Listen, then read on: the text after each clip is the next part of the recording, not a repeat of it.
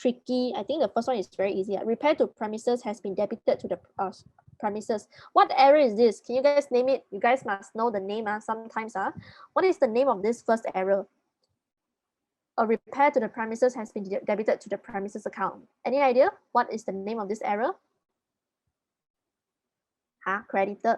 What is the name? I want to know the name. Error of its principal, guys. Yes, very good, guys. Okay, very good, guys. Okay, so it's error of principal. How do we know it's error of principal? You see, repair is a what? Expenses. Premises is a what? Non-current asset. Okay, different type. Very good. Okay, this one cannot be error of original entry. Original entry is very easy to identify. Wrong amount, I know it's error of original entry already. Okay, wrong amount is error of original entry. So the first one is very easy to correct. So debit to premise is wrong already. So I must credit premises. What I should debit now? I should debit repairs. Okay, now the next one. The purchase of, what is this error number 2? Very easy also. What error is this? Had not been recorded. Error of, what is this? Omission. Okay, no entry not recorded is all omission. Okay, make sure you guys know that. Okay, so easy to identify. So this is just normal double entry. Purchase a motor vehicle, so it's debit motor vehicle, credit nil view. Okay, now number 3. Okay, this one, right? Okay, some student, you guys can see sales journal is for sales, purchases is for purchases. So now it has been overcast by 100. Okay, so guys, any idea what error is this for number 3? Compensating error. Wow, okay, very good. Okay, I will show you guys why it's compensating error for those students that cannot identify. I'm very confident in compensating. What is compensating? Okay, I'm going to show you now. Okay, so what happened now is overcast. Overcast is too much, right? So your intention is to reduce it. Okay, so if you want to reduce sales, what you do? You will debit sales. If you want to reduce purchases, what do? You will credit purchases. Okay, do you need suspense account at all? No, you don't really need suspense account because both of the errors cancel each other out already. No suspense account is needed.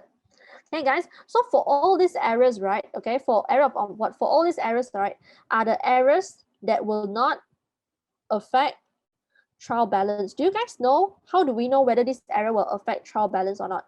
This error will affect trial balance only when you need suspense account for the correction. Let me repeat again. You will know whether this error will affect your trial balance if they really need suspense account to correct the error. Okay, now number 4, I don't know why they use an old name. We don't call return inwards and return outwards. Sorry, we don't really call it return inwards nowadays. Okay, so return inwards is what? Return inwards is actually your sales returns. Okay, I don't know why they still call it this. Okay, it's your sales returns actually. Okay, number 4, it's only affecting one side. It's only affecting one account. So what you need to do? You need to record in your sales returns, right? So debit sales returns, credit suspense.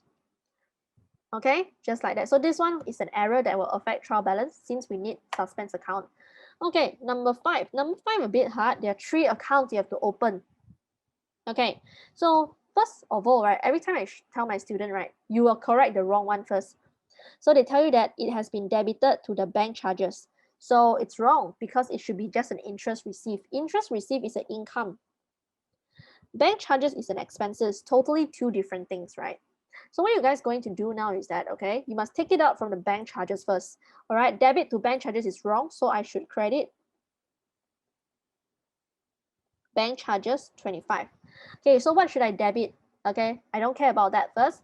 First, I know, have I recorded interest received? Nope, I haven't recorded interest received, and I know interest received is an income. So if I want to increase income, what do? You should credit your income, isn't it?